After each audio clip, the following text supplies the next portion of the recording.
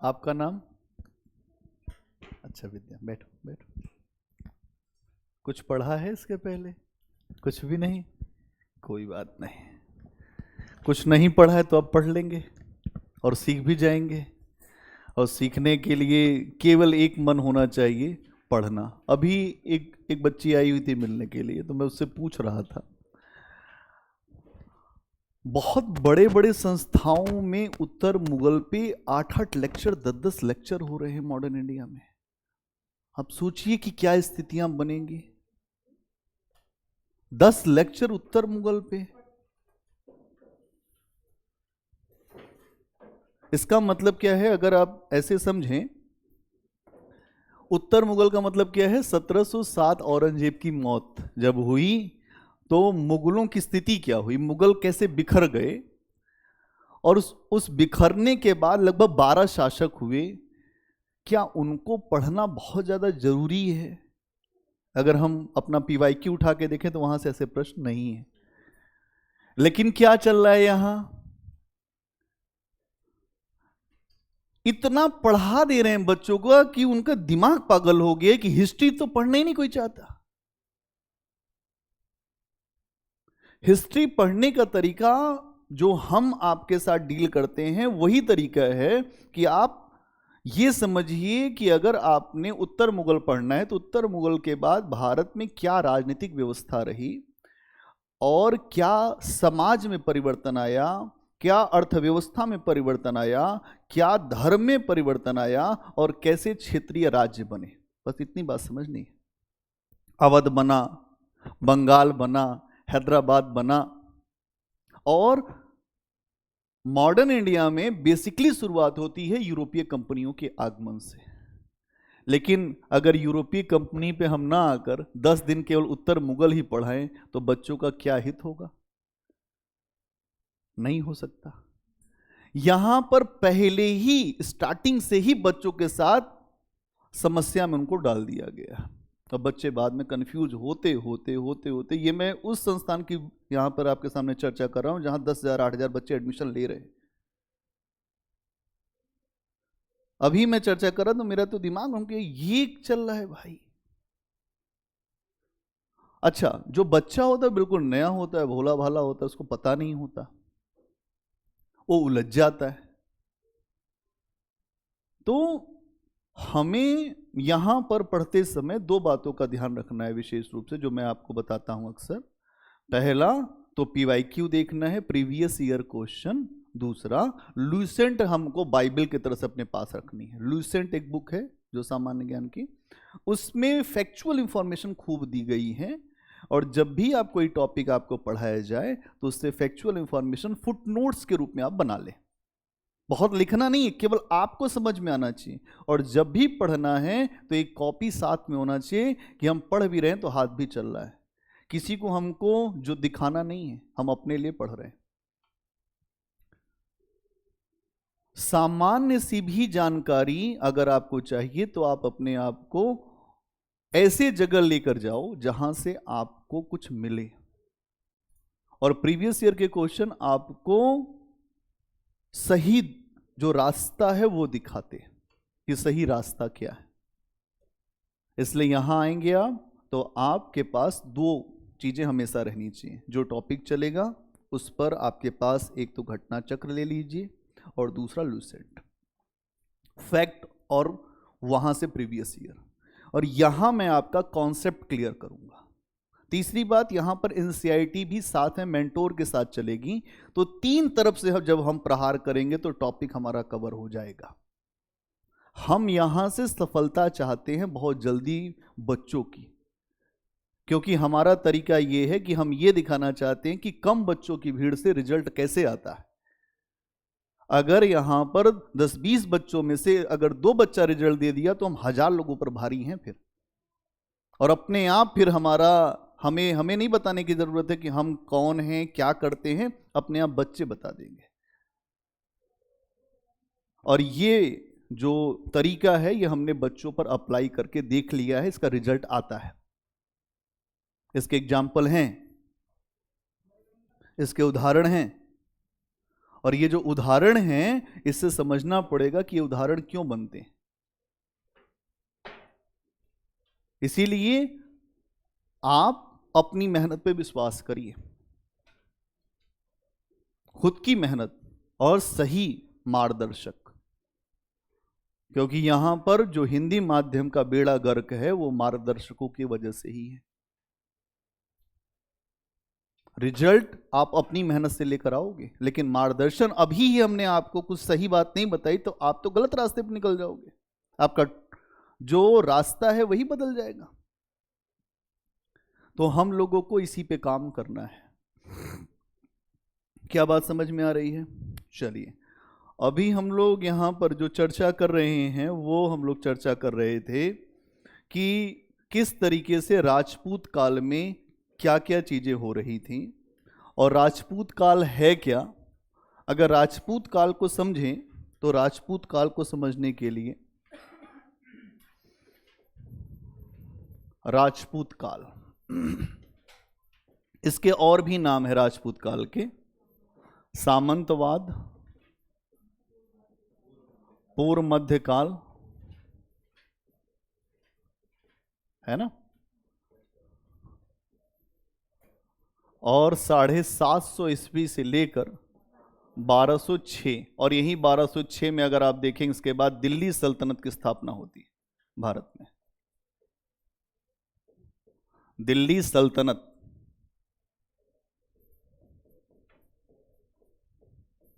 दिल्ली सल्तनत की स्थापना होती इसके बाद। अब समझना पड़ेगा कि राजपूत काल में ऐसा क्या हो गया कि भारत में विदेशी लोग आए। यही सेम कंडीशन मॉडर्न इंडिया में भी रहेगी कि जब मुगल कमजोर होंगे तो विदेशी क्यों आएंगे। यही सेम कंडीशन मौर्यों के बाद भी हुई कि जब मौर्य कमजोर हुए तो विदेशी क्यों आए। हर जगह कंडीशन एक ही होती है और उसका रिजल्ट भी एक ही समान निकलता है। तो कंडीशन क्या है? जब आपके यहां क्षेत्र विशेष में खंड खंड हिस्से दिखाई देंगे या भारत में अलग अलग छोटे छोटे राज्य दिखाई देंगे, अलगाव दिखाई देगा, संघर्ष दिखाई देगा, तो वहां पर आप देखेंगे कि कुछ बाहरी लोगों के लिए अवसर बनेंगे।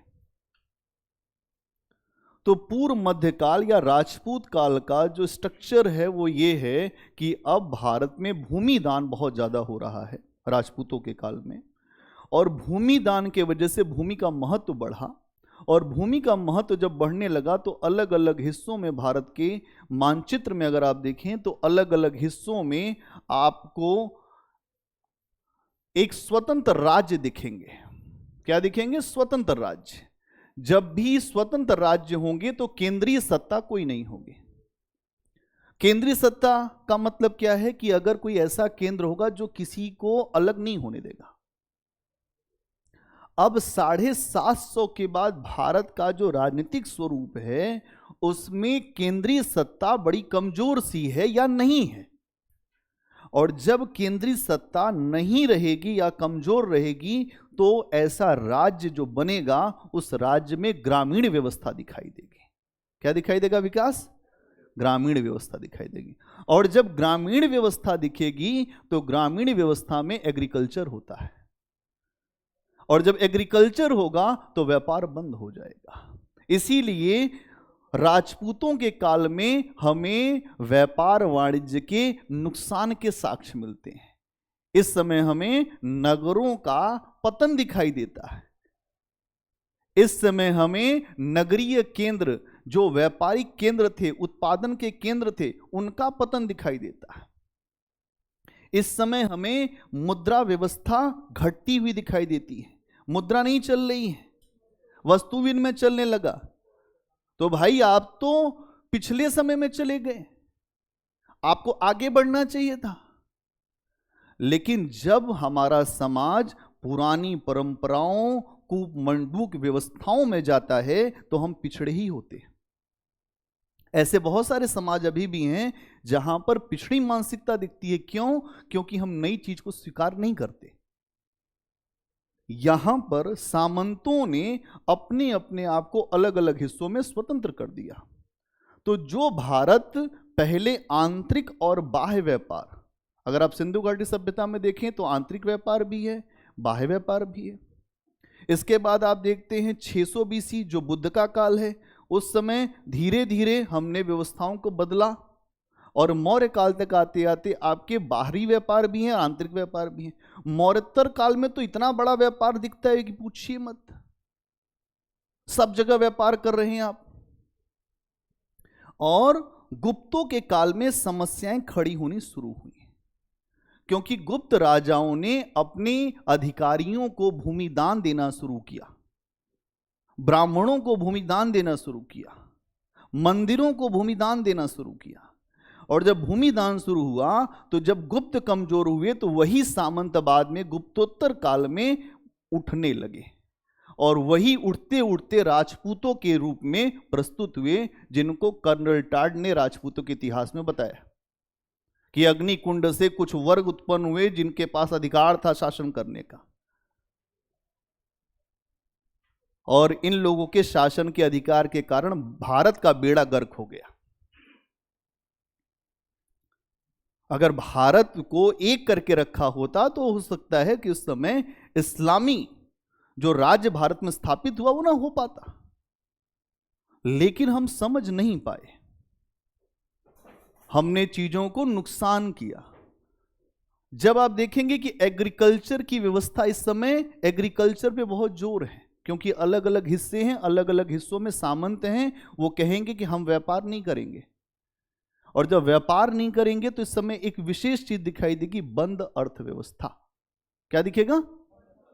बंद अर्थव्यवस्था। बंद अर्थव्यवस्था का मतलब क्या है कि भारत में कोई व्यापारिक क्रिया नहीं हो पाएगी, या होगी भी तो वस्तु विनिमय के द्वारा। क्लोज्ड इकोनॉमी मतलब आप अपने क्षेत्र की सीमाओं को खोलना ही नहीं चाहते हैं व्यापार के लिए, और जब क्लोज इकोनॉमी होगी तो वहां पर एग्रीकल्चर पर दबाव बनेगा। इसीलिए आप देखते हैं कि अलबरूनी जैसे व्यक्ति इस समय के बारे में यह बताते हैं कि इस समय वैश्यों में और शूद्रों में कोई अंतर नहीं रह गया था। राजपूत काल में जो वैश्य, जो व्यापारी वर्ग था, और जो शूद्र, जो सेवक वर्ग था, उसमें कोई अंतर नहीं है। राजपूतों की 36 जातियां का उल्लेख मिलता है इस समय। इसका मतलब अब क्या है? अब जातियां भी बढ़ेंगी, और जब ग्रामीण व्यवस्था होगी तो धर्म बहुत ज्यादा हावी होगा। ध्यान रखना, जहां अंधविश्वास होगा, जहां अशिक्षा होगी, वहीं धर्म हावी होता है। आज के समाज में भी देख लो, उन समाजों में धर्म बहुत ज्यादा हावी है जहां अशिक्षा है।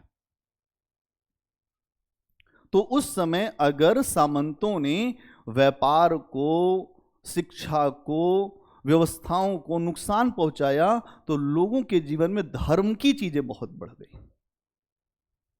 इसीलिए इस समय आपको तंत्रवाद दिखाई देगा। आपको बौद्ध धर्म जो 600 बीसी में निकला, बौद्ध धर्म जिसने धर्म के क्षेत्र में क्रांति फूंक दिया था। बौद्ध धर्म के सामने ब्राह्मणवादी व्यवस्था कराह रही थी। वो बौद्ध धर्म यहां तक आते आते एक ऐसी समस्या से ग्रसित हो गया जिसका बुद्ध से कोई मतलब नहीं था। बौद्धों में एक नई शाखा आ गई, वज्रयान की शाखा, जहां पर देवी की पूजा होने लगी, तारा की। और बुद्ध ने कभी नहीं कहा किसी की पूजा के लिए। बुद्ध इसी तो कर्मकांड की व्यवस्था को बदलने के लिए तो आए थे। तो तंत्र मंत्र, जादू टोना, वशीकरण, जो उत्तर वैदिक की जो व्यवस्थाएं हैं वो इस समय आके खड़ी हो गई फिर से। इसीलिए कहते हैं इतिहास अपने आप को रिपीट करता है, इतिहास अपने आप को प्रस्तुत करता है। जब वैसी ही कंडीशन लाओगे तो वही चीज फिर दिख जाएगी। तालिबान का आप देखिए, अफगानिस्तान में तालिबान की सरकार है, वो कहते हैं कि वैसी सरकार बनेगी जैसी हमारी सोच है पुस्तकों में, है कि नहीं? समझना पड़ेगा आपको। तो यहां ये भी चीज हम देखें कि कैसे अब बदलाव हो रहे हैं। तो इतिहास क्या है? परिवर्तन और निरंतरता की कहानी है। बस बड़े बदलाव देखने हैं और कंटिन्यूटी देखनी है। इतिहास एक प्रयोगशाला है। क्या है? प्रयोगशाला। जिस प्रयोगशाला में हम जैसा वातावरण बनाएंगे वैसे ही चित्र प्रस्तुत होते जाएंगे।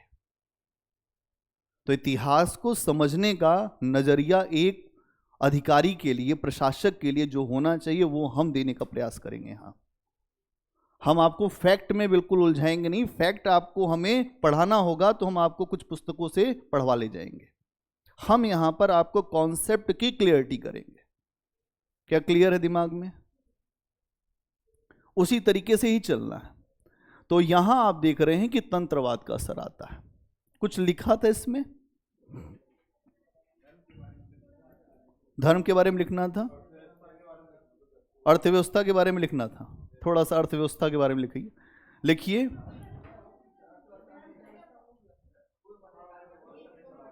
अच्छा, तुम नहीं थे? अच्छा, ठीक है। धर्म पे लिख दो, राजपूत काल का धर्म। धर्म क्या था? हाँ, वही पूर्व मध्यकाल, राजपूत काल, सामंतवाद।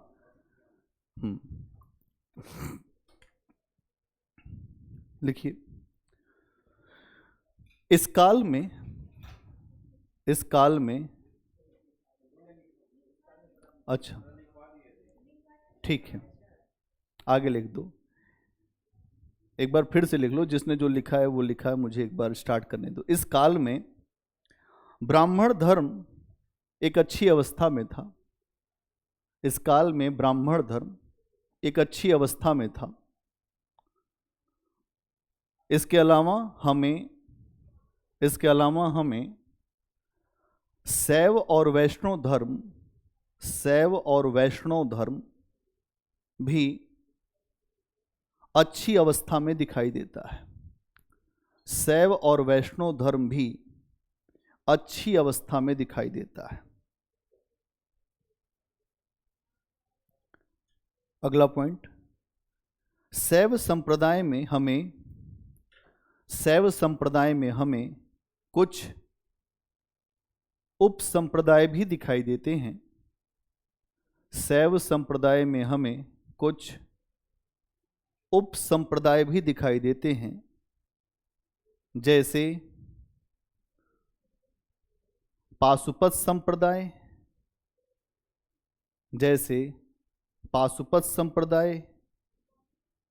लिंगायत संप्रदाय, पाशुपत संप्रदाय, लिंगायत संप्रदाय आदि।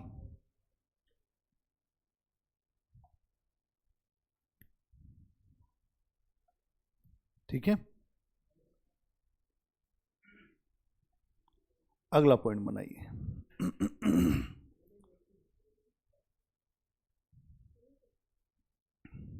इसी में बनाते जाओ।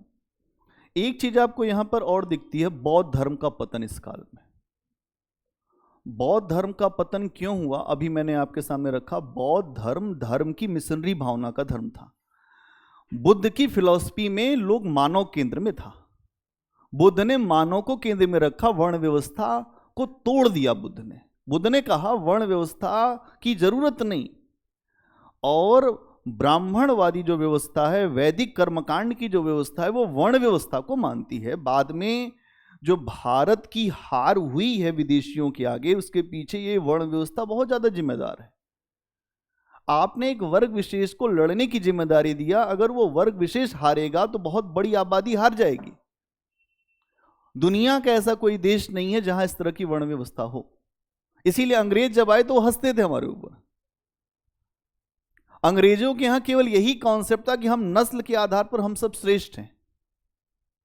वो सब एक देश के आगे अपने आप को जोड़कर रखते थे। वो कहते थे हमारा झंडा है जैक, हम उसके लिए लड़ते हैं। आप अपने अपने झंडे के लिए लड़ रहे थे, इसलिए आप हर बार हारे हैं। समस्या का बिंदु यहां यह है कि आप में इतना अलगाव है, और अभी भी जब आप भारत के प्रशासनिक व्यवस्था में जाएंगे आपको समझ में आएगा कि आपकी जो वर्ण के आधार पर, आपके धर्म के आधार पर, आपकी जाति के आधार पर आपकी पोस्टिंग होती, तो आपको समझ में आएगा कि अरे यहां तो अंदर तक घुसा हुआ है। जाति और धर्म भारत की एक बड़ी समस्या है। भारत अगर इन दोनों समस्याओं से निजात पा ले तो विश्व की एक महाशक्ति के रूप में भारत है अभी, और बड़ी शक्ति बन जाएगा। दुनिया का सबसे बड़ा मानव संसाधन भारत के पास, सबसे बड़ी आबादी आप। समस्या क्या है? आप एक नहीं है।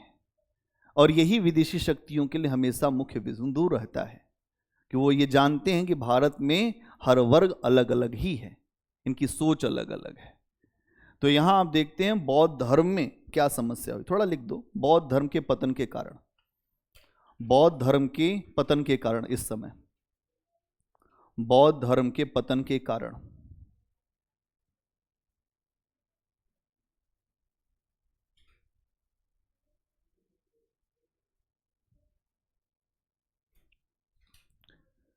इस समय हमें बौद्ध धर्म का पतन दिखाई देता है। इस समय हमें बौद्ध धर्म का पतन दिखाई देता है। इस काल में बौद्ध धर्म को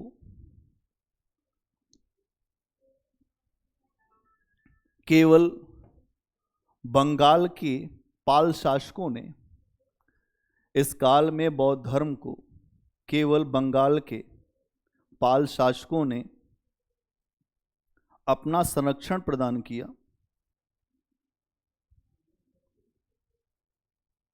बंगाल के पाल शासकों ने अपना संरक्षण प्रदान किया। तो ये कौन सी शाखा थी? वज्रयान। वज्रयान शाखा को ही पालों ने अपना संरक्षण दिया था, अपना संरक्षण प्रदान किया। और दूसरे स्थानों पर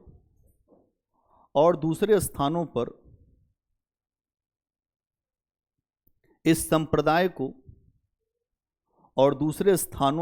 संप्रदाय को संरक्षण मिलना समाप्त हो गया। और दूसरे स्थानों पर इस संप्रदाय को संरक्षण मिलना समाप्त हो गया। संरक्षण मिलना समाप्त हो गया। ठीक है।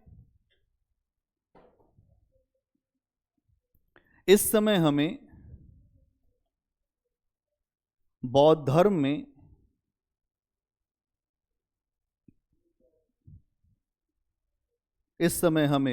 धर्म में अंधविश्वास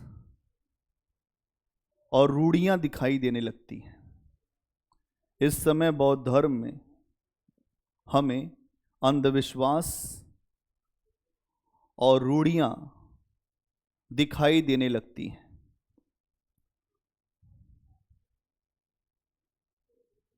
जो बौद्ध धर्म पहले अपनी सरलता और सादगी के लिए जाना जाता था, जो बौद्ध धर्म पहले अपनी सरलता और सादगी के लिए जाना जाता था,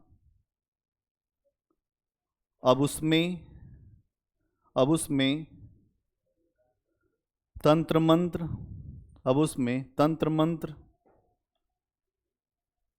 जादू टोना, अब उसमें तंत्र मंत्र, जादू टोना,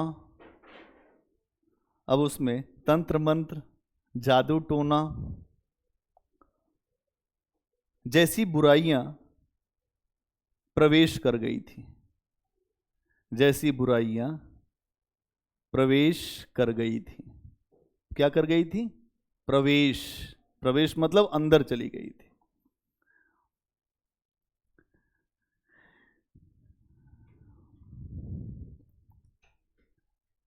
इसके अलावा एक लाइन और लिखो, फिर समझाता हूं। इसके अलावा ब्राह्मण धर्म से भी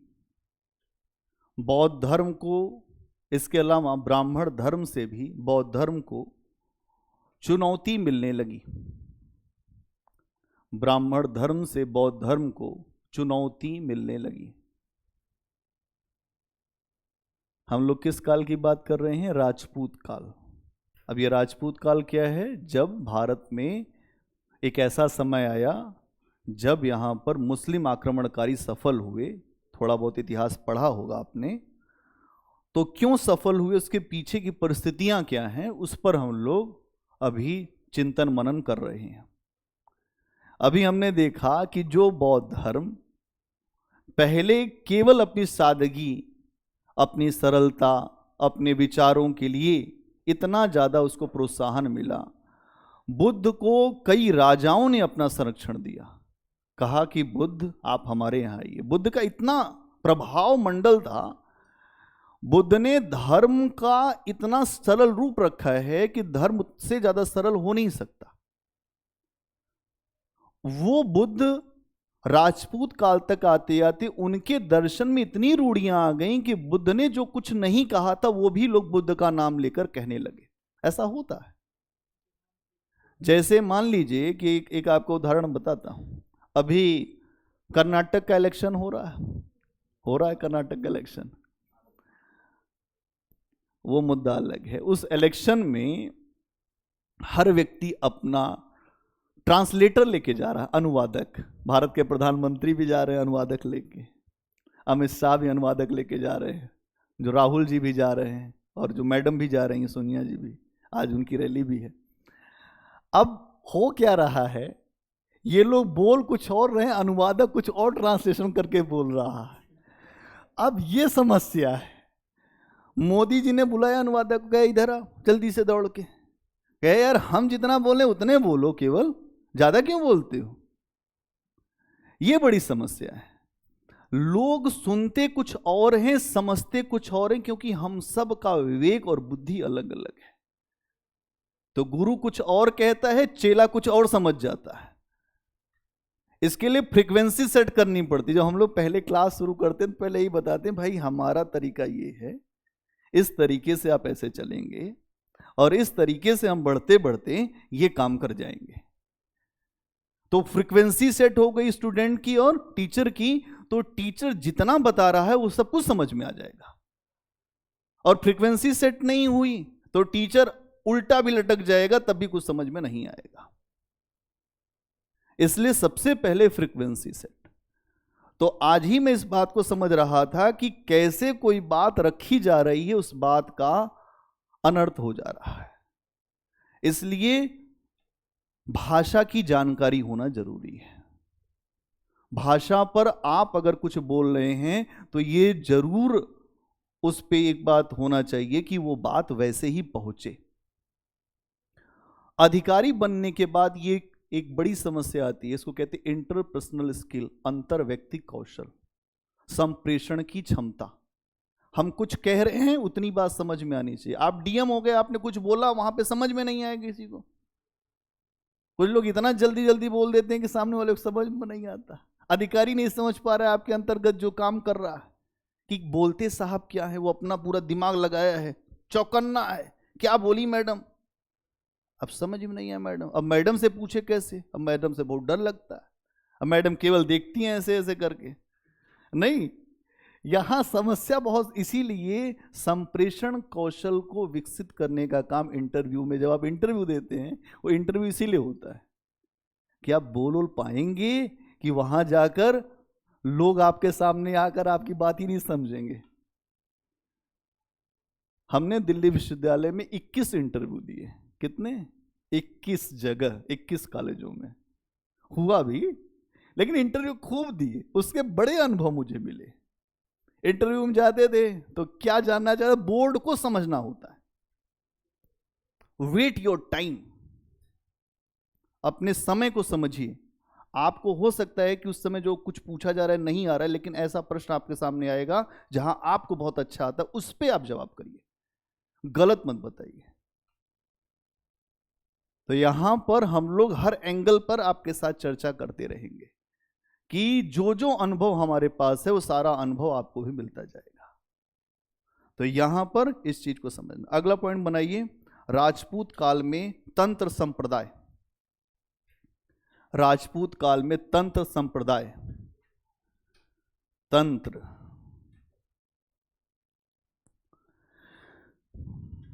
राजपूत काल में तंत्र संप्रदाय। कोई जानता है तंत्र के बारे में? लोग कहते हैं कि तंत्र कर देते हैं। आपने देखा होगा आज भी चल रहा है ये सब, कि वशीकरण, जादू टोना, काली गाय को खोजकर हरा चारा खिलाकर पीछे मुड़कर देखना नहीं है, सीधे ही निकल जाना है, आज का दिन शुभ है, आज ही शनिवार है। ये है तंत्र और मंत्र, दो चीजें आज भी चल रही हैं, उसी समय विकसित हुई और ये उत्तर वैदिक काल में भी था। जब जब अशिक्षा बढ़ेगी, जब जब अज्ञान बढ़ेगा, तब तब ये भी बढ़ेगा। और इसको बढ़ाने वाले होते हैं पुरोहित। इसीलिए थोड़ा सा जो पुरोहितों के साथ हमारा 36 का आंकड़ा रहता है। ब्राह्मण धर्म से समस्या नहीं है, कर्मकांड से समस्या है मुझे। हम कर्मकांड पे जाते हैं कि कर्मकांड की जरूरत क्या है। ईश्वर और भक्त का सीधा सा संबंध है, उस सीधे से संबंध को ज्यादा कठिन रास्ते के रूप में आपने बना दिया कि जो ब्राह्मण है वही भक्ति करेगा ईश्वर की, और थोड़ी बहुत भक्ति करने का अधिकार क्षत्रियों को भी कहा गया कि भक्ति तुम्हें नहीं करना है, तुम केवल लड़ाई लड़ेगा, लड़ाई लड़ोगे फिर आकर हमारा पैर छुओगे, और फिर जब जाओगे तो ये सोचोगे कितना विस्तार करना है, तुम्हें खाली नहीं बैठना है। तो राजपूत के पास तो कभी अवसर, जो क्षत्रिय वर्ग था उसके पास अवसर ही नहीं आया। अब जो वैश्य है, वैश्य को यह कहा गया कि तुम व्यापार करो, ये करो, वो करो, और व्यापार में भी अपने नियम लगा दिए कि आपको समुद्र पार व्यापार नहीं करना है, उससे पाप लग जाएगा, और इनके यहां जो पाप लगेगा उसके पाप के लिए फिर आपको बड़ा यज्ञ करना पड़ेगा, और सब ये जितने काम हैं उन सबको करने के लिए आपको ब्राह्मणों को कुछ न कुछ देना पड़ेगा। अगर आपको निवृत्ति पानी है पाप से तो कुछ दे दीजिए, अपने आप निवृत्ति करा देंगे। यही चीज यूरोप में भी थी। जब ईसाइयत का जब विकास हुआ तो एक वहां पर विचारधारा थी कैथोलिक विचारधारा, अभी उसमें दो विचारधारा है, कैथोलिक और प्रोटेस्टेंट। तो आपको समझना पड़ेगा कि पोप वहां पर यही बात कहता है, पाप किया कोई दिक्कत नहीं, हम पाप से मुक्ति कर देंगे। तो पूछा गया कैसे करोगे? कि देखो हम हैं मध्यस्थ, गॉड हमारी ही सुनता है, तुम्हारी सुन नहीं पाएगा क्योंकि तुम्हारी आत्मा मलिन है, लोअर क्लास है, तुम अपर क्लास के पास आओ और हम एक पत्र बनाकर तुम्हें देंगे जिसको कहते थे पाप मोचन पत्र। और पाप मोचन पत्र को तुम्हें लेना है तो 11,000 रुपया दे दो, उदाहरण के लिए कह रहा हूं, और भी हो सकता है। इतना पैसा दे दो और पाप मोचन पत्र खरीद लो और वहां स्वर्ग का एक आसन अपना फिक्स कर लो। क्या बात हुई यार! ऐसा करने से जिसके पास पैसा है वही पाप मोचन पत्र खरीद पाएगा, बाकी जनता तो मरती रहेगी। फिर कुछ इसी तरह का काम भारत में भी चल रहा है। इसी समय आपको ब्राह्मणवादी व्यवस्था में जजमानी प्रथा भी दिखेगी। जजमान क्या होता है? आज भी सुनते हैं लोग कहते हैं हमारे जजमान है, ये हमारी जजमानी चलती इस पूरे गांव में, यहाँ का कोई भी आदमी हमारे सिवा पूजा और किसी से नहीं करा सकता, अगर दूसरा पंडित चला गया उसको बड़ी पिटाई करते। नहीं क्यों भाई बताओ प्रदीप, है कि नहीं? दूसरा ब्राह्मण नहीं जा सकता, उस क्षेत्र में वही जो चोटी वाले बाबा उन्हीं का चलता है और कोई नहीं जाएगा। इसका मतलब यह है कि जब इस समय भूमि का बहुत ज्यादा दान किया गया तो भूमि का दान करने के वजह से बहुत अंदर तक लोगों का प्रवेश हुआ, क्योंकि जब भूमि का दान होगा तो लोग खेती किसानी के लिए जमीन को बेहतर बनाएंगे। और इसी समय गुप्तोत्तर काल में, राजपूत काल में जब हम आते हैं तो राजपूत काल में आपको दिखाई देगा कि भारत के अंदरूनी हिस्सों में ब्राह्मणों का प्रवेश हुआ, और जब अंदरूनी हिस्सों में ब्राह्मण पहुंचे तो वहां के जो आदिवासी समाज थे वहां देवी पूजा होती थी। आज भी आप जाएंगे जंगल के जो लोग हैं वो लोग देवी की आराधना बहुत ज्यादा करते हैं, वो अपनी देवी को प्रसन्न करने के लिए हर प्रकार की पूजा पद्धतियों का इस्तेमाल करते हैं, जैसे नरबलि चढ़ाना। तो अब यहां पर जब ब्राह्मण पहुंचे तो उनका और ब्राह्मणों का पहले संघर्ष हुआ, और संघर्ष के बाद एक नई विचारधारा आई जिसमें ब्राह्मण और वो जो आदिवासी लोग थे उनकी विचारधारा मिल गई। उस विचारधारा के मिलने के कारण भारत में तंत्रवाद इस समय उभरता है, क्योंकि वहां और ज्यादा अंधविश्वास, अशिक्षा।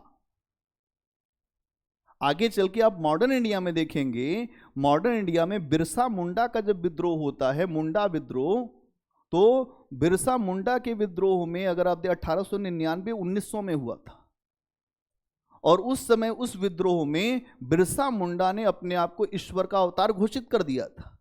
कहा मैं ईश्वर का अवतार हूं। हजारों आदिवासियों को के सामने की स्पीच दिया बिरसा मुंडा ने, कहा हमारी ही विजय होगी, हम विजेता ही हैं। और इस बात को सुन के हजारों आदिवासी बिरसा मुंडा के साथ चल पड़े, और अंग्रेजों के पास, जिनके पास हथियार था, उनसे लड़ गए, तीर धनुष वाले आदिवासी। और ऐसी स्थिति कर दिया कि आरंभिक समय में अंग्रेजों को पीछे हटना पड़ा, आर्मी बुलानी पड़ी, उसके बाद मुंडा विद्रोह दबाया जा सका। 1 साल तक चलता रहा। इसीलिए आज देखिए, बिरसा मुंडा उस समय भले ही मार दिए गए, लेकिन बिरसा मुंडा आज नायक है।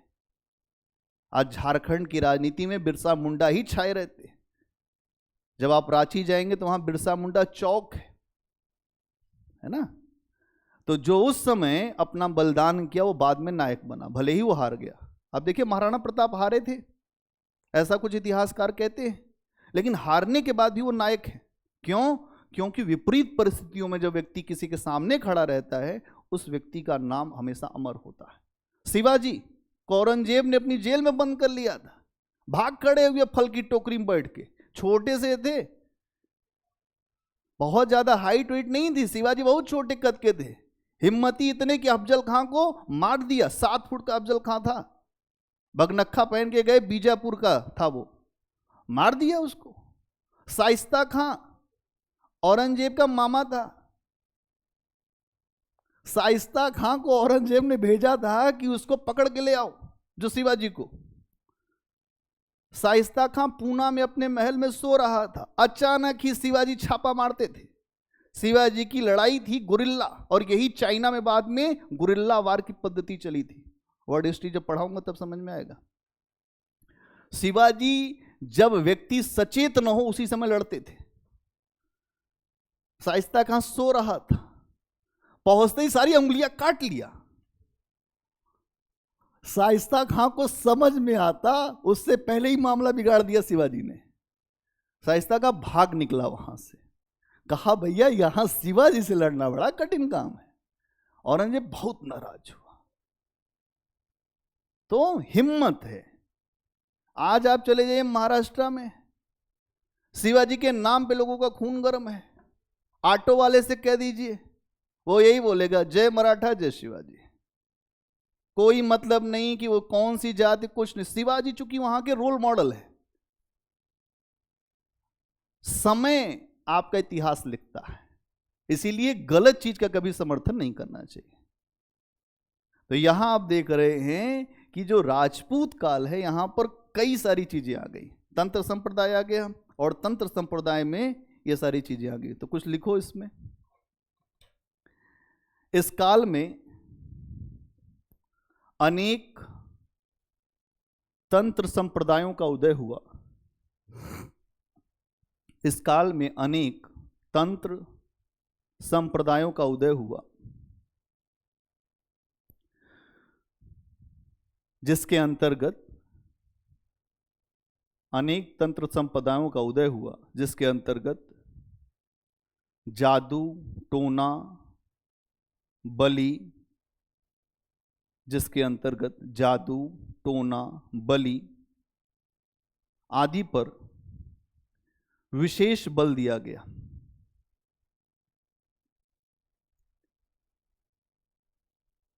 इसी तंत्रवाद का प्रवेश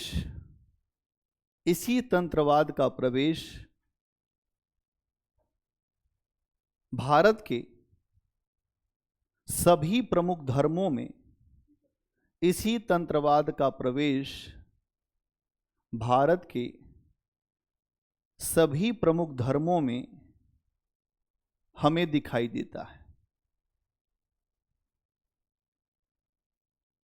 दिखाई देता है।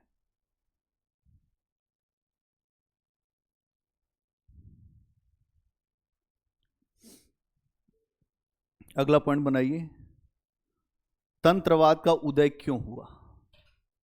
तंत्रवाद का उदय क्यों?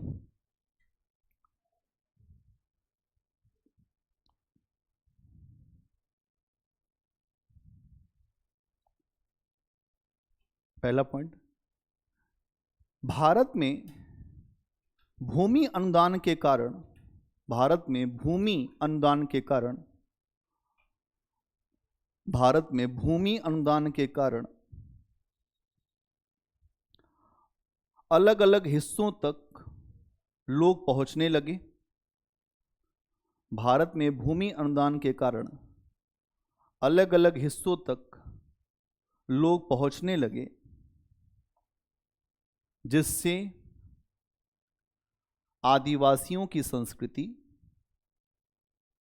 जिससे आदिवासियों की संस्कृति और ब्राह्मणवादी संस्कृति में मेल मिलाप हुआ, मेल मिलाप हुआ।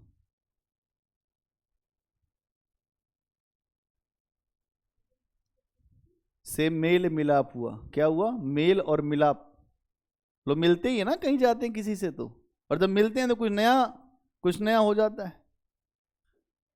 ऐसे मान लीजिए कि एक आदमी यूपी का है, एक आदमी बिहार का है, अपनी अपनी संस्कृति से लोग अपनी अपनी बातें रखें तो कुछ नई बातें निकल के आएंगी। ऐसे समझ लीजिए कि एक व्यक्ति हरियाणा का है, उसकी शादी हो जाए जो बिहार में,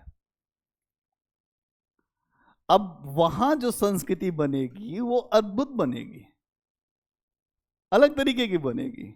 हरियाणा का आदमी, उसकी भाषा आपको समझने में बहुत जोर लगाना पड़ेगा। अगर जो बिहार का व्यक्ति है हरियाणा के व्यक्ति से मिले, हमने चूंकि हरियाणा में नौकरी किया है तो हमें पता है, हरियाणा में एक लड़कियों के कॉलेज में हम पढ़ाते थे, उसमें एक लड़की आई हमारे पास, तो उसने कहा, वो डिग्री कॉलेज था, उसने कहा कि सर अटेंडेंस कि मारी अटेंडेंस लगा दो। तो हम भैया एकदम, जो यूपी का मामला हमारा, हमने कहा लड़की तो ऐसे बोल नहीं सकती, इसने ऐसे क्यों बोला? फिर बाद में पता किया कि यहां पे वो प्रेम से बोल रही थी मुझसे, वो उसका वही टोन है, अंदर से भाव बहुत अच्छा है। भाषा अलग अलग सबकी है अपनी, कहीं की थोड़ी मीठी है, कहीं की थोड़ी सी कड़वी है, कड़वी है लेकिन अंदर से कड़वी नहीं है, बाहर से ही केवल बोलने में ही है। तो फिर धीरे धीरे हमने वहां समझा कि भाषा का एक अपना वो होता है। तो यहां आप देखेंगे कि ऐसा क्यों हुआ, क्योंकि लोग एक दूसरे के नजदीक आए, तो कुछ यहाँ की जो उनकी परंपराएं, जो ब्राह्मणवादी परंपराएं और जो आदिवासियों की परंपराएं हैं, उनमें मिश्रण हुआ, और जब मिश्रण हुआ तो तंत्रवाद का विकास हुआ। अगला पॉइंट बनाओ,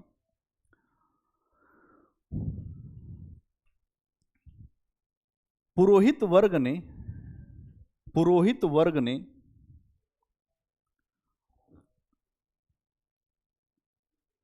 अपनी दान दक्षिणा के लिए, पुरोहित वर्ग ने अपनी दान दक्षिणा के लिए तंत्रवाद को प्रोत्साहित किया। पुरोहित वर्ग ने अपनी दान दक्षिणा के लिए तंत्रवाद को प्रोत्साहित किया। अगला पॉइंट, इसके माध्यम से रोगों के निवारण की बात कही गई, इसके माध्यम से रोगों के निवारण की बात कही गई। रोग मतलब क्या होता है? बीमारी। इसके माध्यम से रोगों के निवारण की बात कही गई। जानवरों और अनाजों की रक्षा की बात कही गई। जानवरों और अनाज जो पैदा होता था जानवरों और अनाजों की रक्षा की बात कही गई। परिणाम स्वरूप साधारण जनता, परिणाम स्वरूप साधारण जनता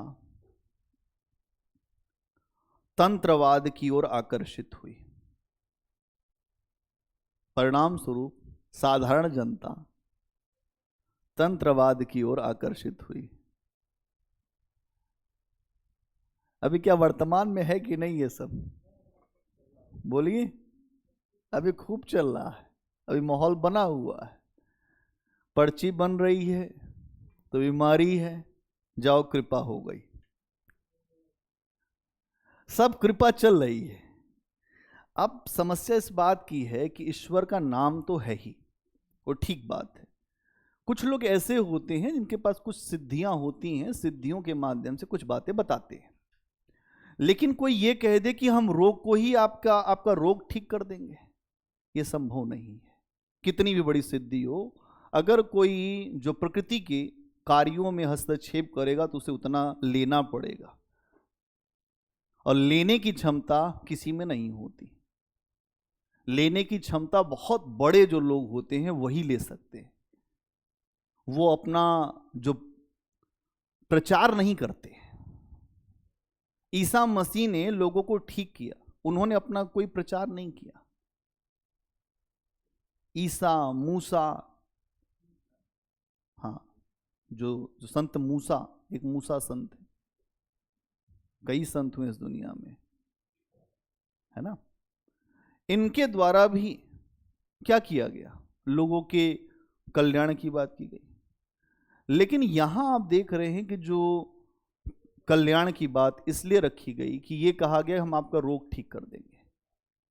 अधिकतर लोग रोगी हैं, कोई ऐसा व्यक्ति नहीं है इस दुनिया में जिसको कोई ना कोई बीमारी नहीं है।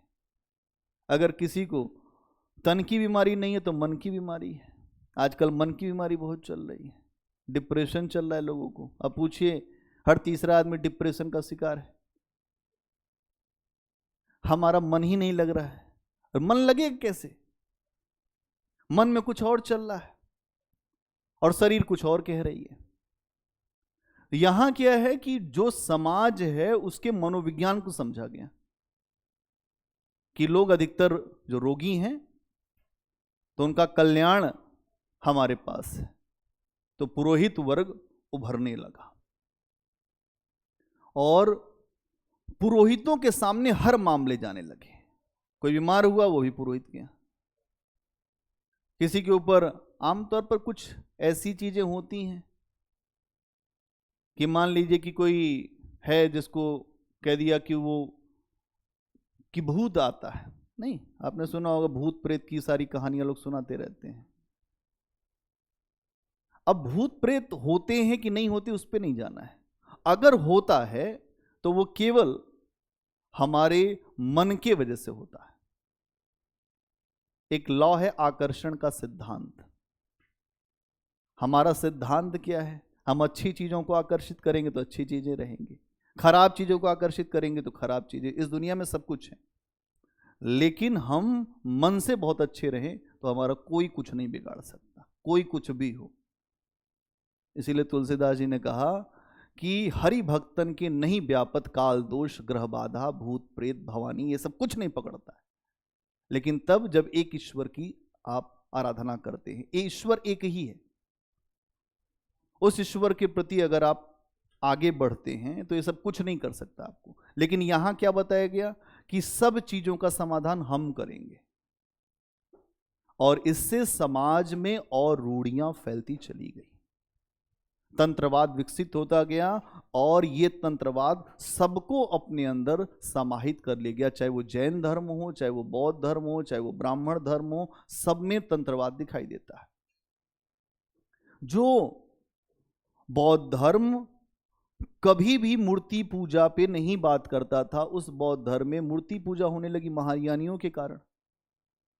बुद्ध की शिक्षाएं क्या थी? बुद्ध की शिक्षा ये थी कि मैंने जो किया है वो तुम भी कर सकते हो। अपो दीपो भव, अपने दीपक स्वयं बनो। लेकिन बाद में क्या हुआ? लोगों ने कहा हम बुद्ध नहीं बन सकते, हम बुद्ध की केवल मूर्ति की पूजा करेंगे। ये कॉन्सेप्ट रखा महायानियों ने। और बुद्ध ने स्वयं कहा था कि तथागत की मूर्ति पूजा में समय व्यर्थ मत करना। यह बात आनंद से कही थी। कौन बात सुनता? एक समय के बाद भगवान की बात कोई नहीं सुनता। अगर भगवान भी सामने उसको भी धक्का देकर निकाल दे, क्या तो आप बोले थे कि नहीं बोले थे हमें नहीं पता, हम जो बोले वही सही। ये समस्या है। और फिर जो वज्रयान शाखा है उसमें पंचमकार। क्या है पंचमकार? मांस खाना, मदिरा पीना, स्त्री के साथ रहना। मतलब जो चीजें मना है वही चीजों को आपने बुद्ध के रास्ते में डाल दिया। अब बुद्ध ऊपर कहीं बैठे होंगे, बुद्ध सोच रहे होंगे बताओ इस दुनिया के लोगों को क्या कहूं मैं। बुद्ध भी अफसोस कर रहे होंगे कि जो सबसे बड़े मक्कार तो ये मानव है। जानवर फिर भी ठीक है। जानवर, कबीरदास कहते हैं बड़ा अच्छा उनका एक है कि कहते हैं कि इंसान फिर भी, इंसान तो बड़ा मक्कार है, जानवर फिर भी ठीक है। सांप आपको दिखता है तो वो आपको काटेगा ही, वो उसका स्वभाव है। इंसान ऐसा सांप है कि इसका स्वभाव नहीं पता चलता, ये क्या करेगा, कब किसके साथ कौन सा व्यवहार करेगा। इसलिए ये सारी चीजें इंसानों की करतूत है। ये जो तंत्रवाद है ये सब कुछ इंसानों के द्वारा सोचा गया, समझा गया और अपने विशेषाधिकारों के लिए, कि पुरोहित वर्ग अपने विशेषाधिकारों को बनाकर रखना चाहता है और उसके लिए वो चाहता है कि उसके घर पर रोज दरबार लगता रहे, 10 20 50 लोग आते रहे, 2-4 बोरी अनाज अंदर जाता रहे और हम नींबू काटते रहे। यही तो है। तो यहां यह बात समझना हो। इसके अलावा आज इसमें हम लोग बात करेंगे दर्शन। पूर्व मध्यकाल में दर्शन क्या है?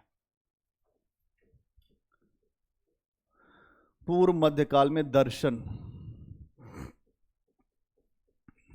तो दर्शन क्या होता है? किसी चीज को विशेष नजरिए से देखना, उसे हम कहते हैं दर्शन। किसी भी चीज को जो विशेष दृष्टिकोण से देखो तुम, तो उसे हम कहेंगे दर्शन। इतिहास का दर्शन, इतिहास को देखने का नजरिया। ज्योग्राफी का दर्शन, भूगोल को देखने का नजरिया। समाज का दर्शन, समाज को देखने का नजरिया क्या है तुम्हारा। तो दर्शन इसी को कहते हैं। इस समय आप देखेंगे वैदिक दर्शन, अगर हम वैदिक दर्शन की बात करें,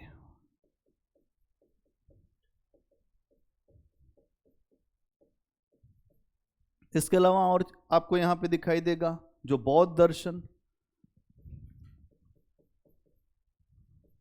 पहले से ही सारे दर्शन रहे हैं और इन दर्शनों में इसके अलावा जैन दर्शन,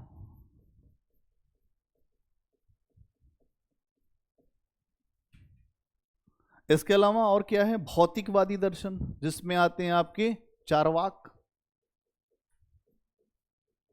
भौतिकवादी दर्शन, चार्वाक बड़ा ही मजेदार आदमी है, बहुत अच्छी अच्छी बात बताता है। कहता है खाओ पियो मौज करो, इस दुनिया में क्या रखा है, सब कुछ यही जो शरीर के बाद ही समाप्त हो जाना है, क्या बचना क्या है। हाँ, कहता है कि अगर ऋण लेकर आपको घी भी पीना पड़े, कि जो ऋणम घृत्वा, वो ऋण लेकर अगर आपको घी पीना हो तो वो भी आप पीजिए, उसमें कोई समस्या नहीं है। यावम जीवेत सुखम जीवेत ऋणम घृत्वा घृतम पीवेत। इसका मतलब ये है कि अगर आना जाना इस दुनिया में लगा ही रहेगा, इससे कोई मतलब नहीं, सब कुछ यहीं मिट जाना है, केवल यही है खा पी कर जाना है, जितना हो सके लूट सको तो लूट, है ना। मतलब इनका दर्शन जो है बहुत ज्यादा प्रसिद्ध उस समय नहीं हुआ, लेकिन आज यही चल रहे हैं चार्वाक। हर आदमी से पूछिए तो कहता है कि शाम हो गई है, अब थोड़ा सा पीने को मिल जाए। यहां तैयारी करते करते बच्चे बहुत कुछ करने लगते हैं। हमें इस जगह काफी समय हो गया, हम भी आए थे यहां पे तैयारी कर रहे थे, और तैयारी करते करते शिक्षक हो गए। क्योंकि हमारा पैटर्न जो था वो पुराना वाला था, तो इस मुखर्जी नगर की आबो हवा हमने बहुत सालों से लिया है, तो यहाँ का हमें पूरा आइडिया है कि यहाँ होता क्या क्या है। इसलिए जो व्यक्ति यहाँ पर बहुत ज्यादा रहा है उसको सब पता है। इसलिए नए बच्चे आते हैं, मैं उनको अक्सर समझाता हूं कि अभी जो कुछ भी करना है उसको थोड़ा सा वेट करिए, बाद में हो जाइए तो फिर जो इच्छा करे वो करिए, लेकिन अभी नहीं। अभी करेंगे तो वो सब कुछ नहीं हो पाएगा। ऐसे इच्छाएं अनंत है ना मानव की, रुकती नहीं है। एक इच्छा आपने किया, वो हो गया, तो फिर अगली इच्छा, अगली इच्छा। यही तो बुद्ध का दर्शन है।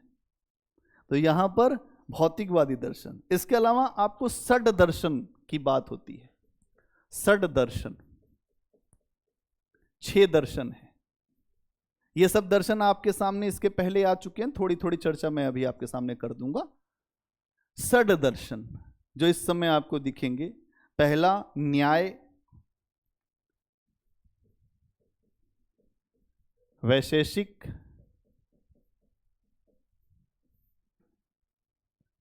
वैशेषिक, वैशेषिक, ये ऐसे, हाँ वो सब है। न्याय, वैशेषिक, योग, न्याय, हाँ योग दर्शन। पतंजलि जुड़े थे योग दर्शन से।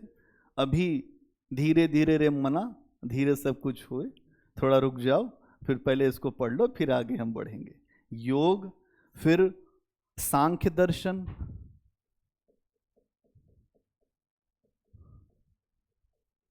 है ना। फिर एक दर्शन है आपका पूर्व मीमांसा और दूसरा उत्तर मीमांसा।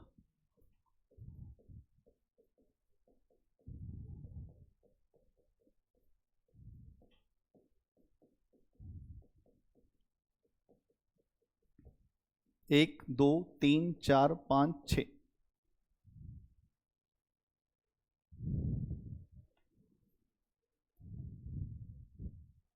तो न्याय दर्शन को देने वाले थे गौतम ऋषि। कौन थे? गौतम, गौतम ऋषि। ठीक है। वैशेषिक दर्शन को देने वाले थे कणाद ऋषि, कणाद। और योग दर्शन को देने वाले कौन थे? पतंजलि। तो पतंजलि का योग दर्शन भी है। सांख्य दर्शन को देने वाले थे कपिल मुनि। ठीक है। और जो पूर्व मीमांसा उत्तर मीमांसा को देने वाले जैमिनी, जैमिनी। ठीक है। अब अगर आप देखें वैदिक दर्शन, इसको नोट कर लो पहले थोड़ा सा यहां पर। वैदिक दर्शन का सार क्या है? उपनिषद। क्या है? उपनिषद का मतलब क्या होता है? ठीक है। वैदिक दर्शन का पूरा सार उपनिषदों में है। उपनिषद कहते हैं कि ईश्वर जो है वो सर्वव्यापक है। ईश्वर के लिए कर्मकांड करने की जरूरत नहीं है। और उपनिषदों के दर्शन में आप देखेंगे इस बात को भी समझाया गया है कि यज्ञ टूटी फूटी नौका है, उससे कोई भी भवसागर पार नहीं कर सकता। तो कहीं ना कहीं उपनिषदों से ही भक्ति, ज्ञान, कर्म और योग का भी मार्ग निकल के सामने आता है। कि उपनिषद दर्शन इस बात को समझाते हैं कि हमें ईश्वर के लिए कर्मकांड करने की जरूरत नहीं है। बुद्ध की फिलॉसफी उपनिषदों की फिलॉसफी से ही निकलती है, इसीलिए बुद्ध ने कर्मकांडों का विरोध किया। अगर हम समझें तो बुद्ध को, महावीर को नास्तिक घोषित किया गया है। क्या कहा गया? वो नास्तिक है। अब चूंकि इसलिए नास्तिक भी बताना जरूरी है कि वो धर्म को नहीं मानते, इनके धर्म को नहीं मानते, और अगर हम आपके धर्म को नहीं मानते तो आप हमें नास्तिक घोषित कर देंगे। बुद्ध के दर्शन में अगर आप देखें तो एक रास्ता है, अगर उपनिषदों के दर्शन को अगर आप इस जगह लेकर जाएं तो बुद्ध के ऊपर उपनिषदों का बड़ा असर है, प्रभाव है। क्या प्रभाव है? बुद्ध जिस दर्शन को रख रहे हैं वो दर्शन उपनिषदों के ही आदर्शों से निकला हुआ है। कर्मकांड का विरोध, वर्ण व्यवस्था का विरोध, यज्ञ का, बलि का, सबका विरोध है उपनिषदों में। अब यहां पर आप देखेंगे तो अष्टांगिक मार्ग देते हैं बुद्ध।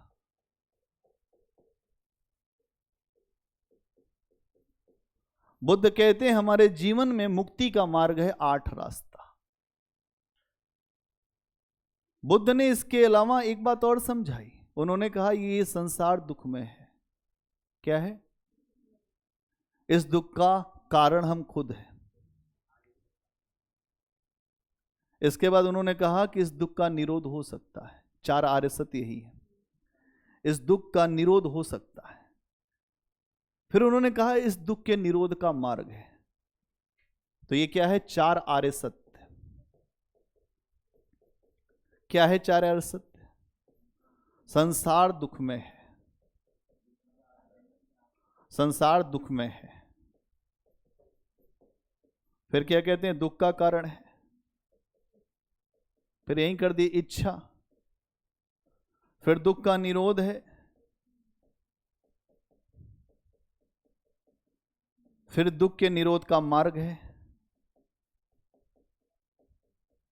क्या है? दुख के निरोध का मार्ग है। और वो मार्ग क्या है? अष्टांगिक मार्ग। सम्यक दृष्टि, सम्यक संकल्प, सम्यक आजीव, है ना? फिर सम्यक जो व्यायाम, फिर सम्यक स्मृति, सम्यक समाधि, ये सारे अष्टांगिक मार्गों में आते हैं। यहां समझना क्या है? बुद्ध कहते हैं हमारा जीवन 12 कड़ियों में बंधा हुआ है। ये आपको ऐसे नहीं मिलेगा, चूंकि ये मैं आपको थोड़ा सा बता दे रहा हूं कि आपके जो जीवन में याद रहे आपको। बुद्ध के दर्शन में एक चीज आती है जिसको कहते हैं प्रतीत्य समुत्पाद। प्रतीत्य समुत्पाद, ये प्रतीत समुत्पाद का मतलब ये है कि एक वस्तु के होने से दूसरी वस्तु का होना, एक वस्तु से दूसरी वस्तु का होना।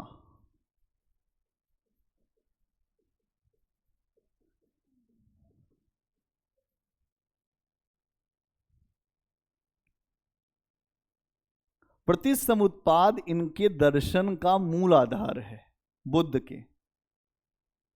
क्योंकि हमारा फिलॉसफी रहा है सब्जेक्ट, उसमें हमने इस चीज को काफी अध्ययन किया था। तो उसमें आता है कि 12 कड़ियां बुद्ध बताते हैं हमारे जीवन की है। हमारा जीवन 12 कड़ियों में बंधा हुआ है। कहते हैं सबका कारण है अविद्या। क्या है?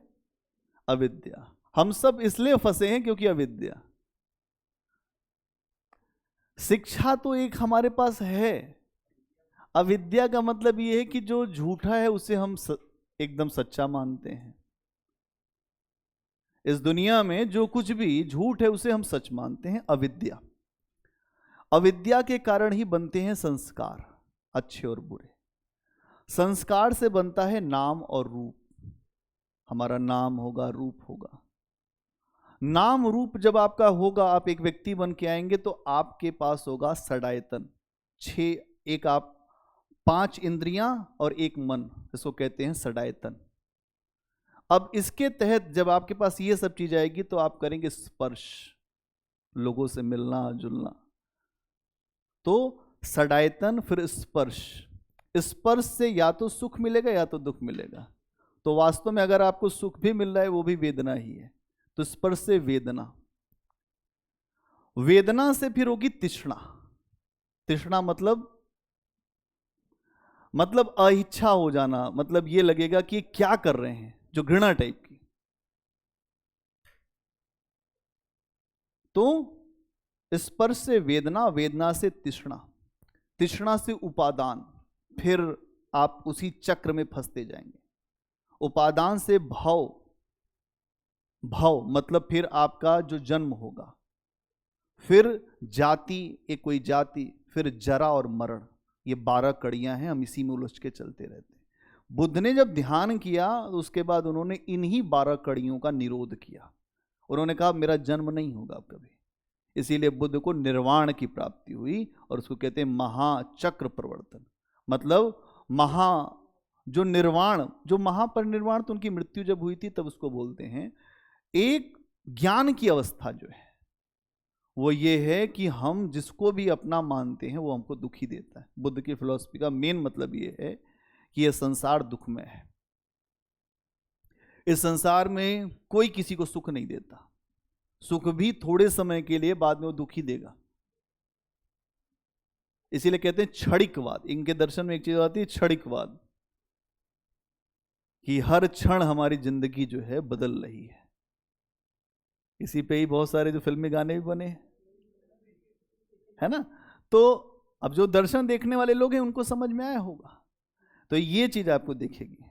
फिर आपका जो जैन दर्शन है इसमें आ जाइए। तो जैन दर्शन में क्या है, यहां पर कहा गया है कि एक अवस्था आती है जिसको कहते हैं जो जिन की अवस्था, या जिसको कहेंगे आप विजेता की अवस्था।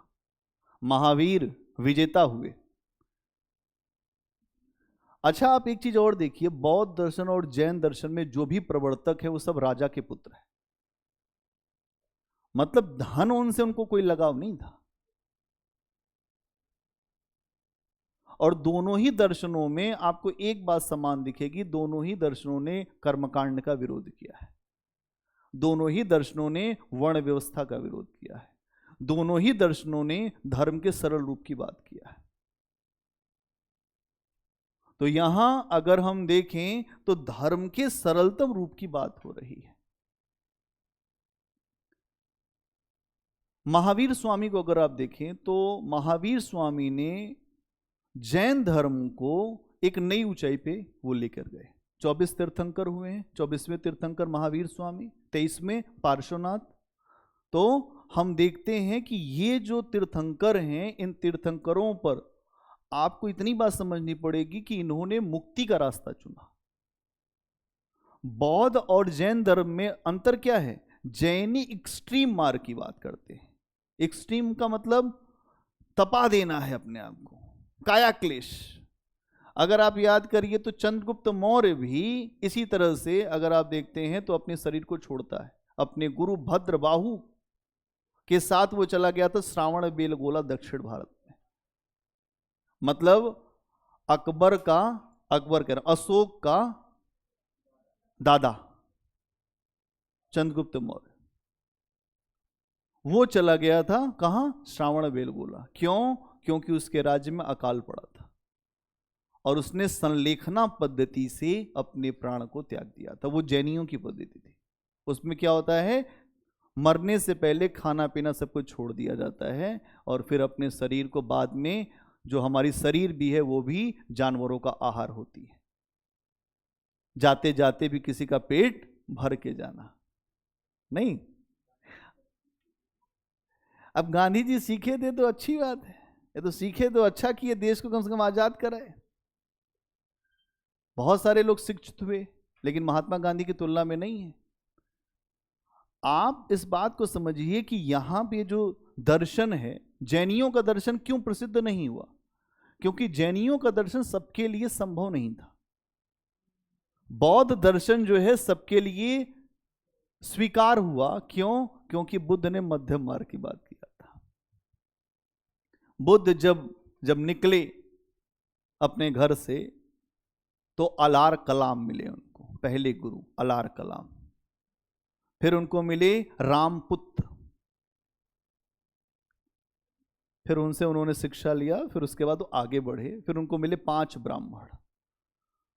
वो पांचों तपस्या कर रहे थे। वही जो पुरानी परंपरा उन्होंने सुन रखा था, एक पैर उठा के ऐसे करना है, कोई ऐसे कर रहा है, कोई ऐसे कर रहा है। बुद्ध ने कहा यार ये थोड़े दिन वो भी किए, उनको मजा नहीं आई। यार ये कैसे मिलेगा भगवान, ऐसे तो हम ही शहीद हो जाएंगे, भगवान मिलता ही रह जाएगा। फिर बुद्ध आगे बढ़ गए। पांचों ब्राह्मणों ने कहा कि ऐसा है, तुमको कुछ नहीं मिलेगा, हमको पता है, तुम जा रहे हो, तुम कुछ नहीं पाओगे। बुद्ध ने कहा अगर कुछ मिला तो जरूर वापस आऊंगा, अगर कुछ मिला तो जरूर वापस आऊंगा। उसके बाद बुद्ध को बिंबिसार भी मिले, तो बिंबिसार ने भी यही रखा कि आप राजा के पुत्र हैं, आपको राज भोगना चाहिए, आपका राज यहीं बना देते हैं।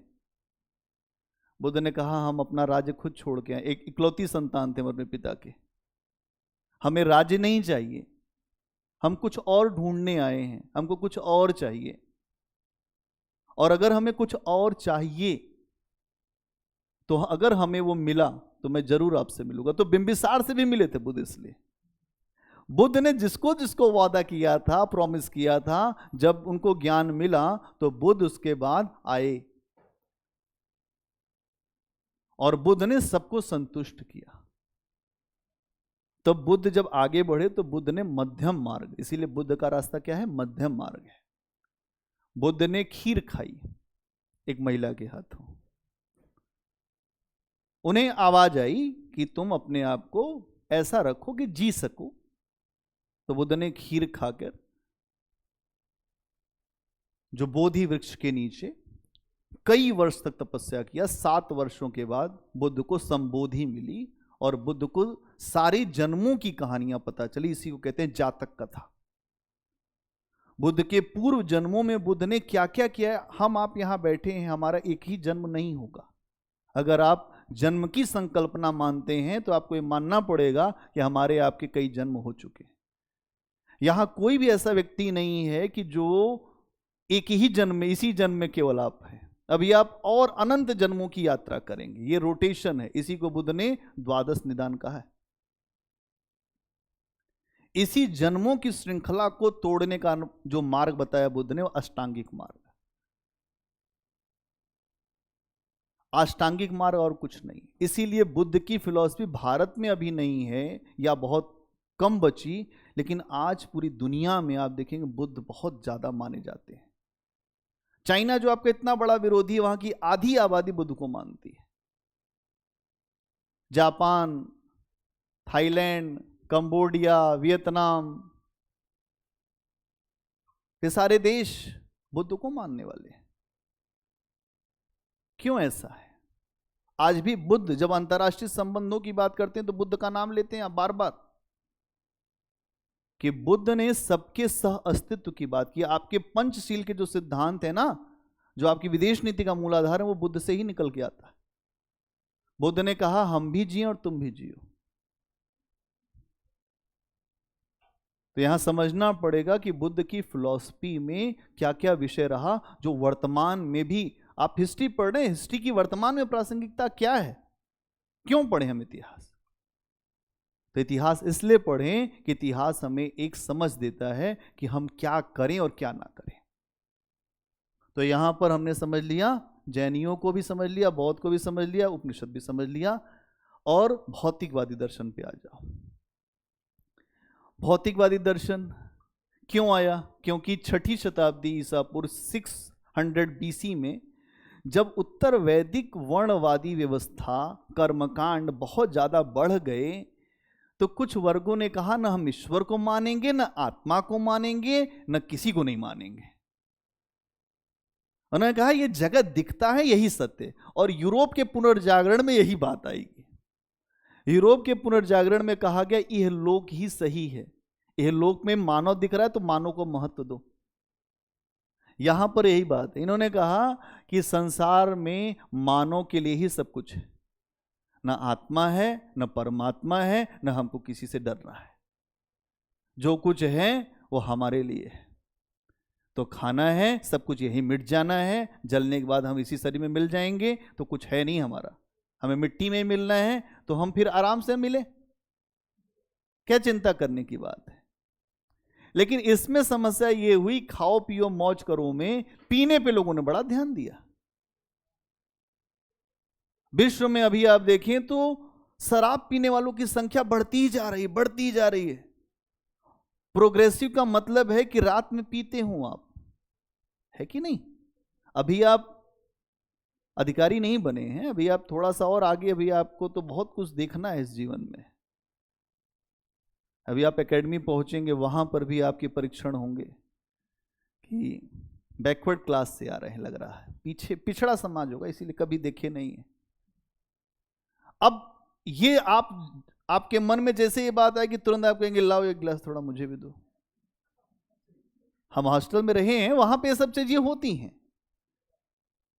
आपको इस आधार पर कहा जाएगा कि अच्छा, आपके यहां जो पिछड़ी मानसिकता है, पीने को अगड़ी मानसिकता मानते हैं।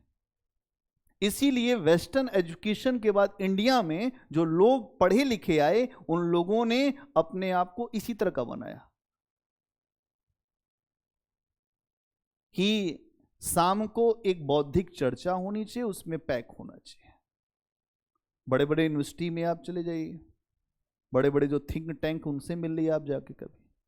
अब पहले तो अभी आप मिल नहीं पाएंगे, आप उसी समय मिल पाएंगे जब आप भी एक लेवल पे हो। अब हमने चूंकि अनुभव किया है, अभी एक जगह हम थे, अच्छे पोस्ट पे थे, तो हम वहां, मुझे बुलाया गया, 2-3 जगह बुलाया गया, तो उन लोगों ने अभिवादन के लिए कहा कि सर ये वाली बड़ी अच्छी वाइन है, 25,000 वाली है।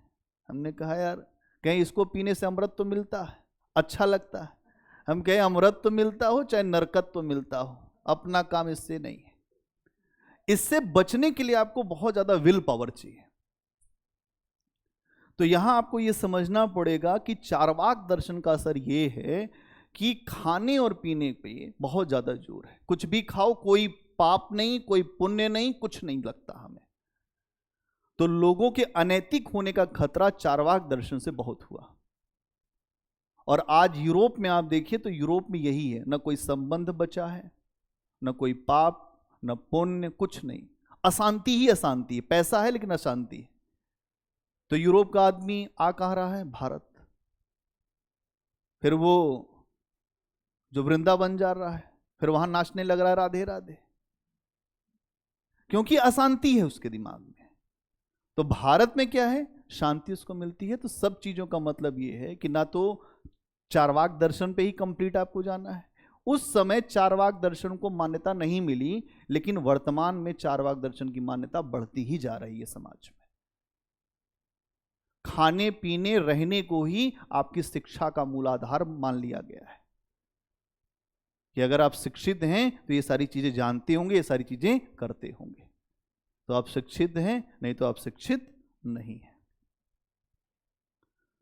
सांख्य दर्शन क्या? आ जाइए इस पे, जो षट दर्शन है उसमें सांख्य दर्शन पे थोड़ी बात बताएं आपको।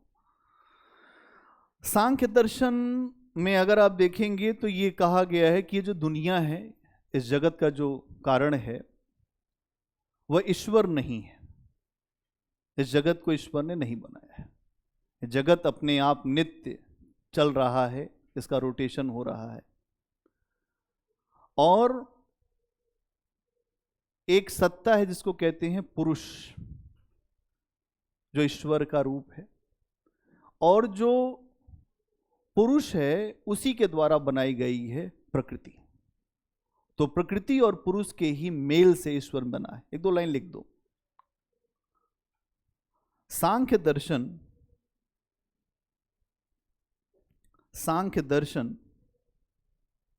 के अनुसार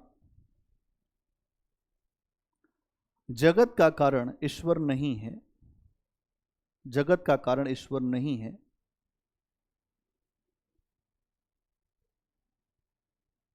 यहां इस बात को स्पष्ट किया गया है,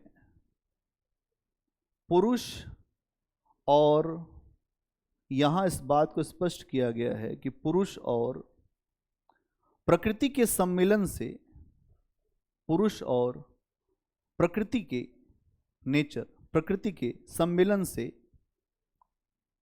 संसार बना हुआ है।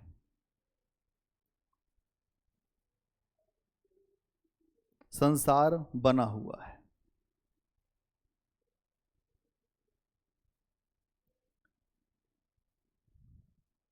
योग दर्शन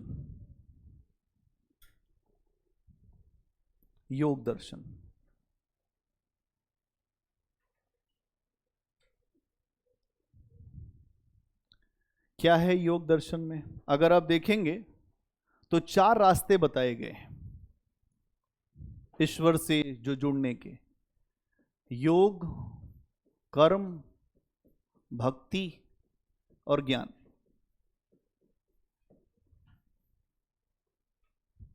जो भगवत गीता में है, योग मार्ग, कर्म मार्ग, भक्ति मार्ग और ज्ञान मार्ग, 4 मार्ग है। अब योग मार्ग का मतलब क्या है? योग मतलब होता क्या है? जोड़ना। जोड़ना। कौन किससे जुड़ेगा? भक्त ईश्वर से जुड़ेगा। क्या करेगा उसके लिए? तो योग दर्शन को देने वाले हैं महर्षि पतंजलि। उनका एक बड़ा अच्छा है, कहते हैं कि चित्त वृत्ति निरोधश्च योग। इसका अर्थ हुआ चित्त की वृत्तियों का निरोध हो जाए, जो हमारे मन की हलन चलन है, जो हमारा मन भागता रहता है, वो स्थिर हो जाए, वही अवस्था योग की अवस्था है। तो फिर कबीर का एक पद है कि मेरा साईं घर माही, तो बाहर अखियां क्यों खोलूं। एक जगह आता है, मेरा मुझ में कुछ नहीं, जो कुछ है सो तेरा, तेरा तुझको सौंपता क्या लागे है मेरा।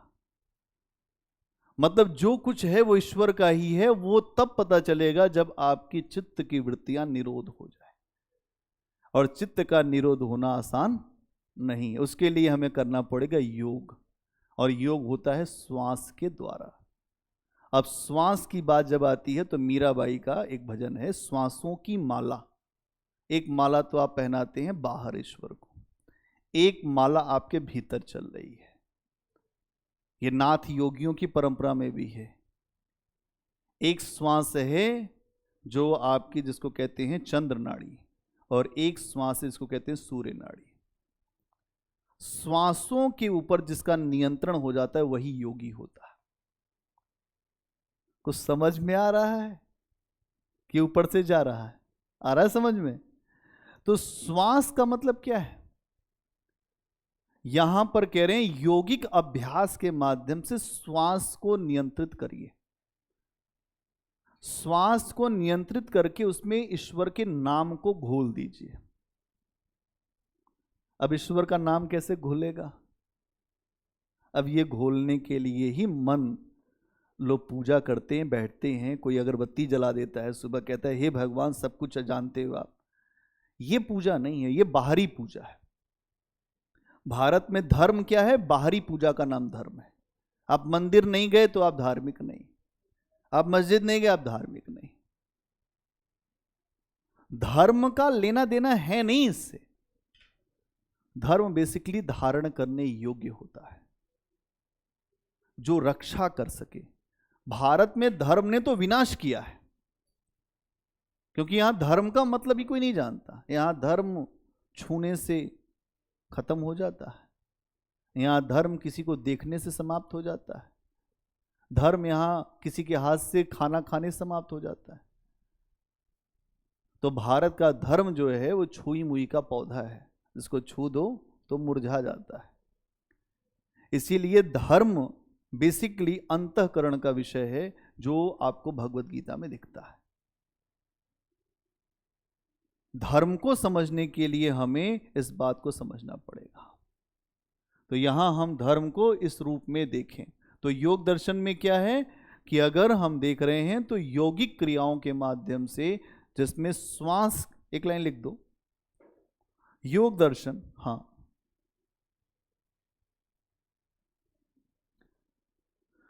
योग दर्शन में श्वास के अभ्यास के द्वारा,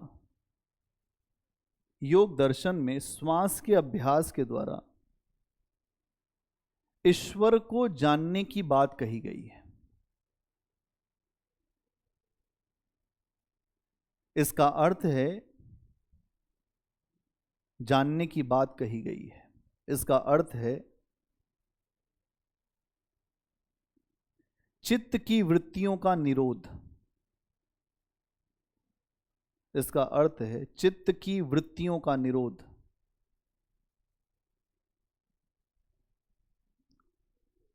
चित्त की वृत्तियों का, चित्त की वृत्ति,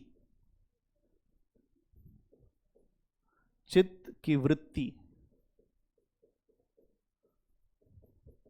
चित्त की वृत्तियों का निरोध। वृत्तियों, चित्त मतलब होता है मन। चित्त मतलब क्या होता है? मन। लोग कहते हैं मेरा चित्त नहीं लगता, तो बोल देते हैं कभी कभी कि मेरा मन नहीं लग रहा है। तो मन का निरोध ही इसी, अब यही सेम बात जो बुद्ध भी कहते हैं, मन का निरोध ही ज्ञान है।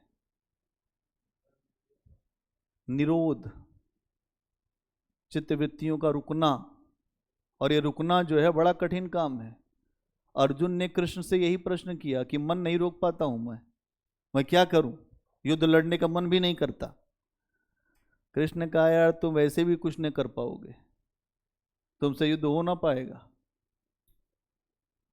जब उसने देखा युद्ध में, जैसे आप ऐसे समझिए कि जब वो युद्ध गया तो युद्ध में उसकी हालत खराब हो गई, कांपने लगा अर्जुन। कहा यहां तो हमारे जो बाबा खड़े हैं भीष्म, मेरे जो गुरु खड़े हैं द्रोणाचार्य, कृपाचार्य, मैं नहीं लड़ूंगा केशव, कि मुझसे तो होगा ही नहीं, मर जाना श्रेष्ठ है लेकिन लड़ना नहीं। कृष्ण ने कहा इस समय मूर्खता करता है, गर्दन कट जाएगी अभी। कहे नहीं लड़ूंगा चाहे जो हो जाए। कहे अच्छा रुक जा। फिर दिखाया विराट स्वरूप। तब कहा हे भगवान मुझको माफ करना, मैंने तुमको कृष्ण कहा, यादव कहा, मित्र कहा, मैं नहीं जानता था कि मैंने ये क्यों कहा, मुझे तो पता ही नहीं था तुम भगवान भी हो। फिर भगवान कृष्ण ने बताया कि तुम नहीं मारोगे तब भी ये मरे हुए हैं मेरे द्वारा, मैं बढ़ा हुआ काल हूं, मैं इन्हें खा ही जाऊंगा क्योंकि ये अधर्म पे है। अगर तुम लड़ोगे तो तुमको जीत मिलेगी, यश मिलेगा, और नहीं लड़ोगे तो तुम्हारा काम खत्म है। उसके बाद अर्जुन को समझ में आया कि युद्ध क्या है। वास्तव में यहां पर भी यूपीएससी की लड़ाई ही है, एक युद्ध ही है। यहां कोई किसी को नहीं पहचानता, एक महासमर चल रहा है जिसमें आप सब चल रहे हैं धीरे धीरे। एक दूसरे की ही गर्दन सबको काटनी है। एक ही व्यक्ति, देखो बात एकदम सीधी सपाट बात है, हर व्यक्ति आईएएस नहीं बनता, लेकिन कुछ आईएएस बनेंगे, कुछ पीसीएस बनेंगे, कुछ न कुछ तो करेंगे। हम अपना बेस्ट दें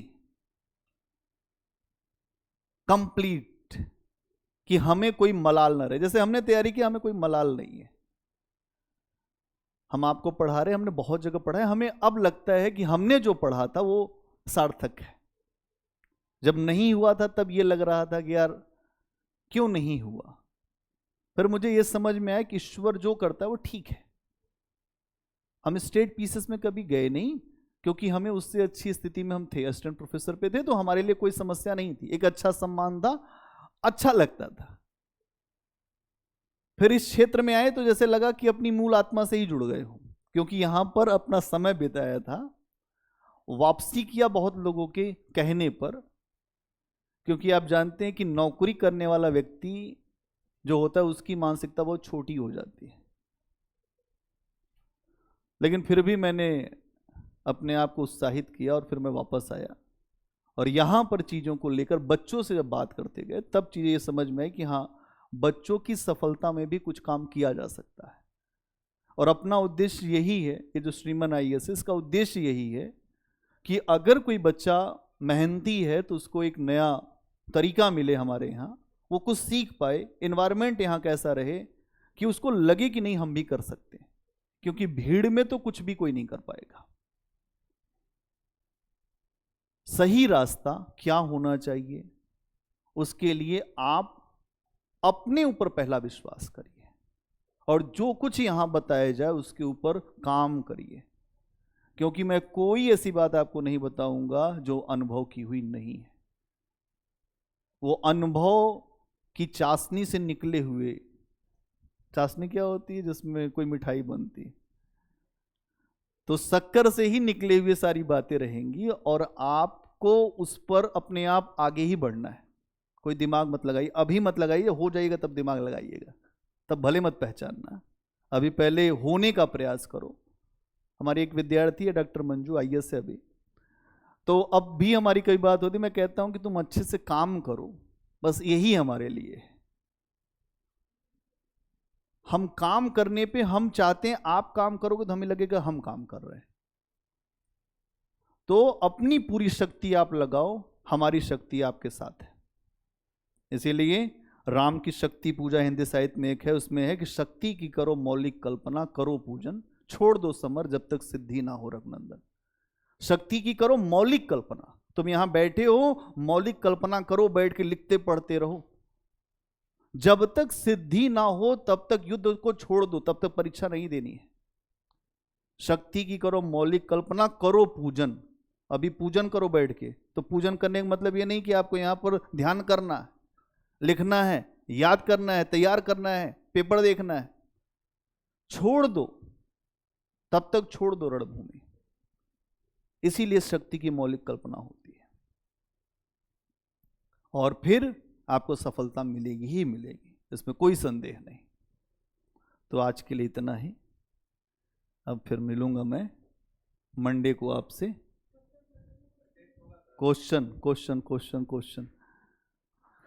क्वेश्चन लिखो। पूर्व मध्य काल में तंत्रवाद के उदय के पीछे कौन सी परिस्थितियां विद्यमान थी? पूर्व मध्य काल में तंत्रवाद के उदय के पीछे, तंत्रवाद के उदय के पीछे कौन सी परिस्थितियां विद्यमान थी? स्पष्ट करें। 250 शब्द या तो 150 शब्द में लिख देना।